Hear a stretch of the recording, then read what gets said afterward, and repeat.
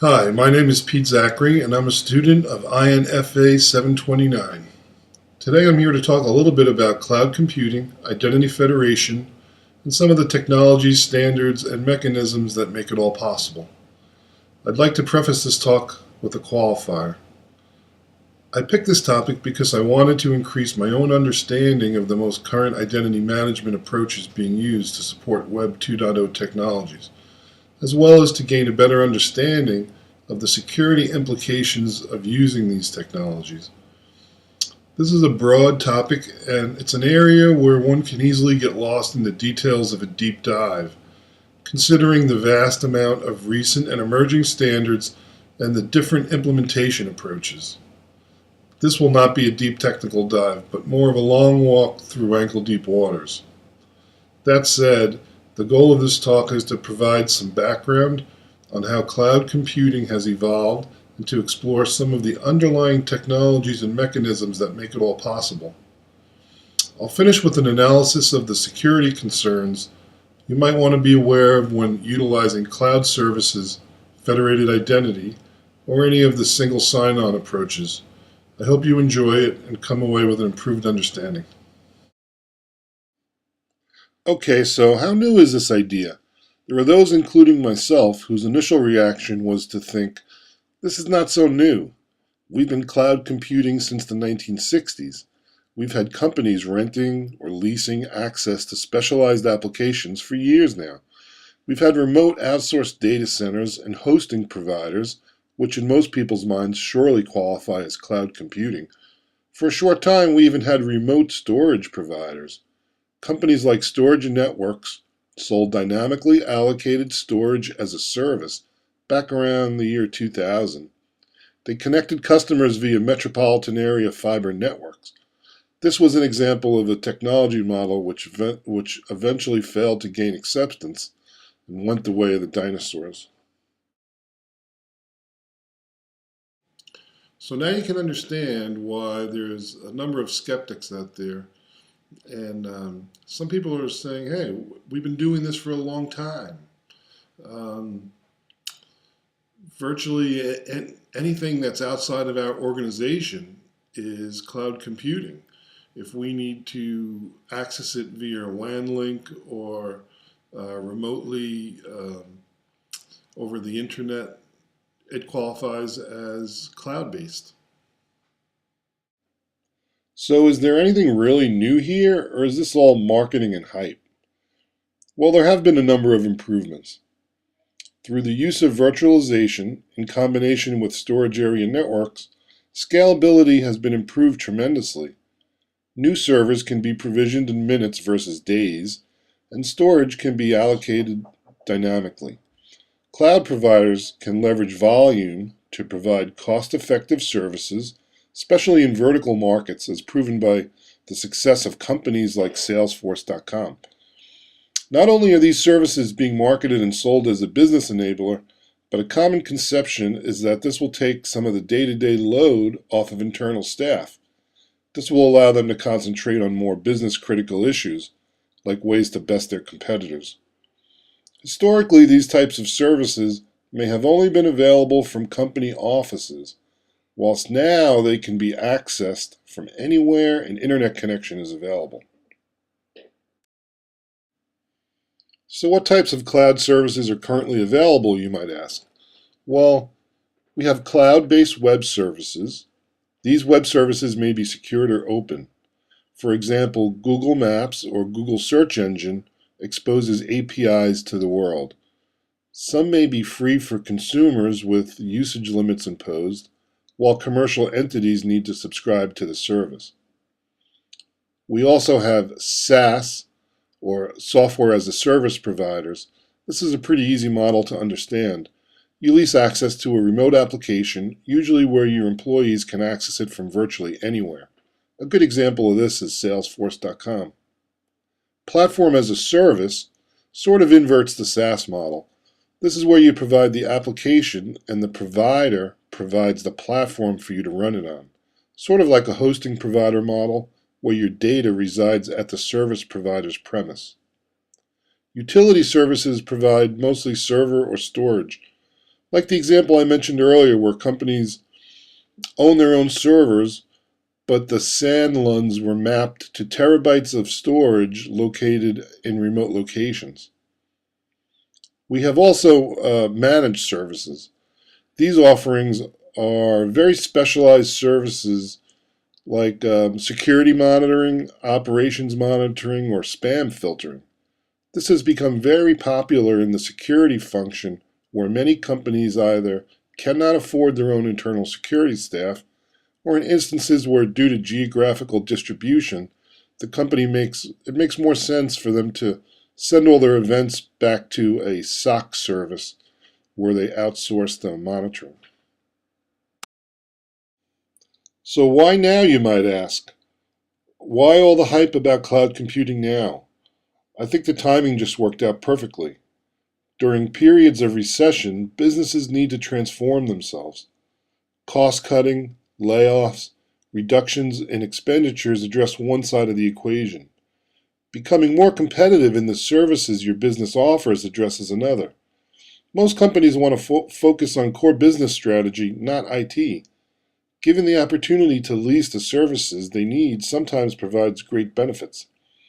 Some examples are that you can change applications more easily since you're not so heavily invested in an expensive application you just spent $2 million developing. If a more suitable application for your business becomes available, you can switch. Your staff might also benefit from the flexibility of accessing these applications from virtually anywhere. You also might not need to manage a complex remote access, authentication, and authorization infrastructure. So what we have now is the evolution of a number of technologies and business strategies. I'll go in a little more detail in the following slides. Web services are a dramatic improvement over EDI, electronic data interchange. EDI was a mechanism used to transfer data between applications using specially formatted messages that could be parsed by the receiving application. Messages were sent via email or file transfer. Web services, on the other hand, are considerably more dynamic than the previous batch-like approach. They can also be exposed to many more potential users via the internet. Application-to-application communications occur in real time. SaaS is the evolution of the ASP, or App Service Provider. Many improvements have been made in the evolution of this model. One big improvement is that SaaS providers are usually the owner-developer of the application.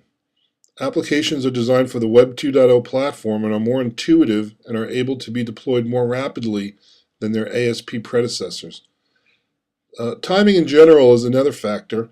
I think now companies have grown more accepting and are open to the idea of SaaS versus their predecessor, the ASP. Platform service providers generally provide a much broader range of service offerings than their predecessors. They offer services to develop, test, deploy, host, maintain, and monitor applications.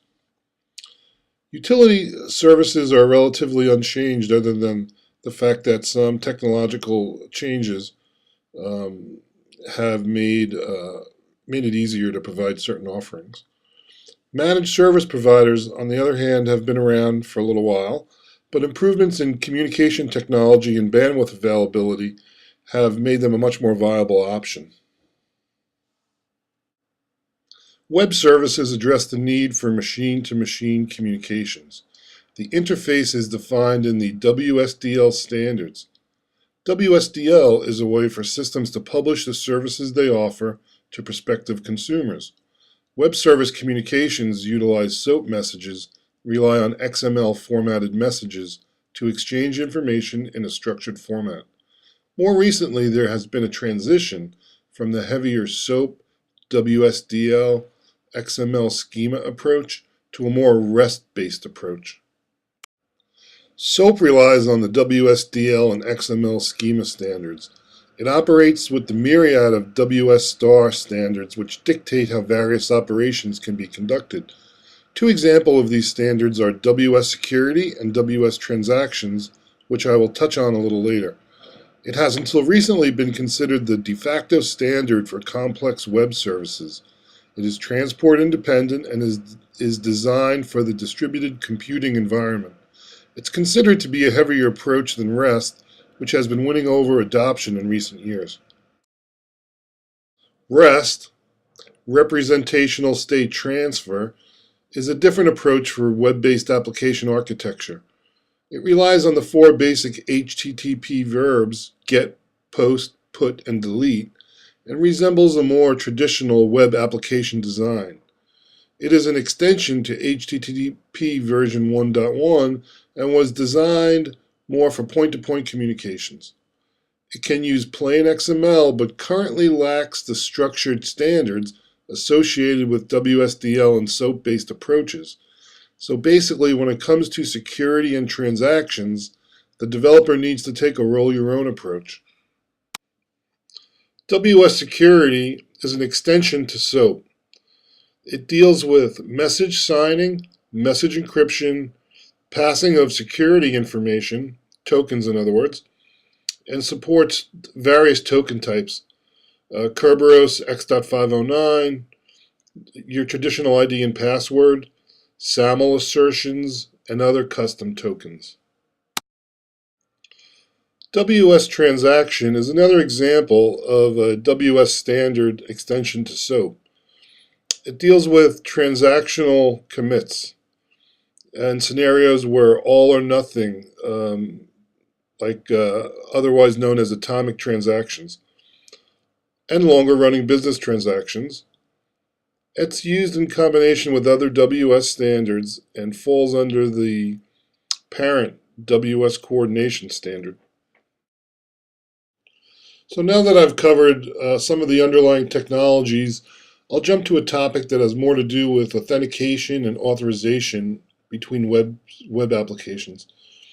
Federated identity is a way to streamline authentication between autonomous systems or companies, and it makes it easier to access resources and applications.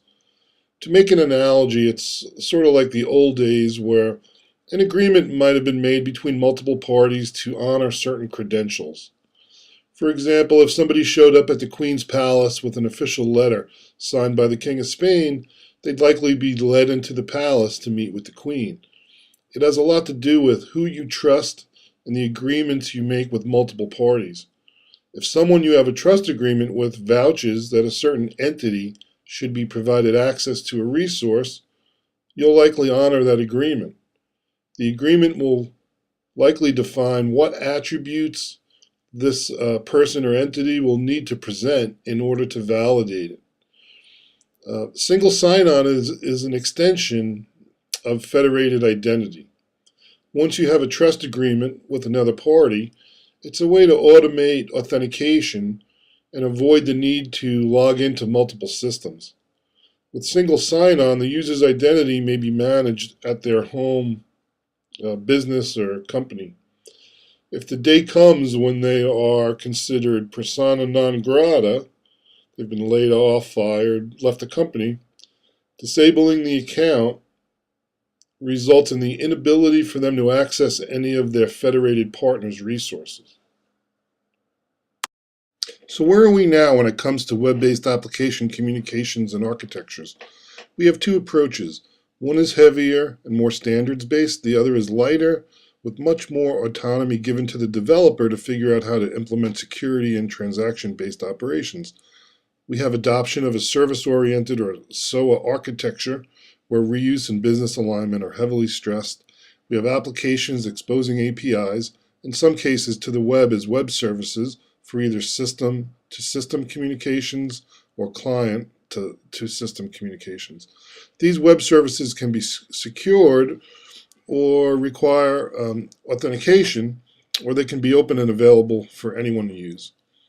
So that brings part one of this presentation to a close. I've covered some history, provided a little background of what has occurred over the past few decades, and some of the evolution that has occurred and where we are now. In part two of this presentation, I'll focus more on the security implications, vulnerabilities, and the things you should consider from a security perspective when assessing or adopting these technologies.